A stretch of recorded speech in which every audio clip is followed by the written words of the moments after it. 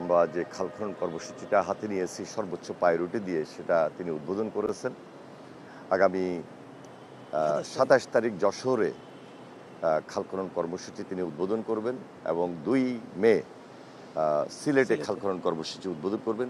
এছাড়াও আমাদের সারা দেশব্যাপী এই কর্মসূচি অব্যাহত রয়েছে। আমাদের মন্ত্রণালয়ের আরও আনুষঙ্গিক যে সমস্ত কাজ রয়েছে সেগুলো নিয়ে বিশদ এবং বিস্তারিত আলোচনা হয়েছে। সারা বাংলাদেশে কিভাবে আমরা এগুলাকে মোকাবেলা করছি, সামনে বর্ষা আসতেছে, অতিপ্লাবন হতে পারে, বন্যা হতে পারে, আগাম আমাদের কি কি কাজগুলো করা দরকার সেই ব্যাপারে আমরা সর্বোচ্চ চিন্তা আমরা করে রেখেছি যে ইমিডিয়েট অনেক জায়গায় ইমার্জেন্সি কিছু ওয়ার্ক আমাদের পানি সম্পদ মন্ত্রণালয়ের নদী ভাঙন আছে, সেখানে কাজ করা দরকার, সেগুলোকে আমরা কীভাবে অ্যাডজাস্ট করবো, অ্যাড্রেস করব, সেই সমস্ত ব্যাপারে বিশদ আমরা আলোচনা করে সিদ্ধান্ত নিয়ে রেখেছি। সকল ব্যাপারে আমাদের প্রস্তুতি আছে। আমরা তো ইচ্ছা করলে খুব এই অল্প সময়ের মধ্যেই সকল জলাবদ্ধতা দূর করতে পারবো না, তবে আমাদের আগ্রহ, ইচ্ছা এবং মহৎ উদ্যোগ রয়েছে এগুলা নিরসন করার জন্য।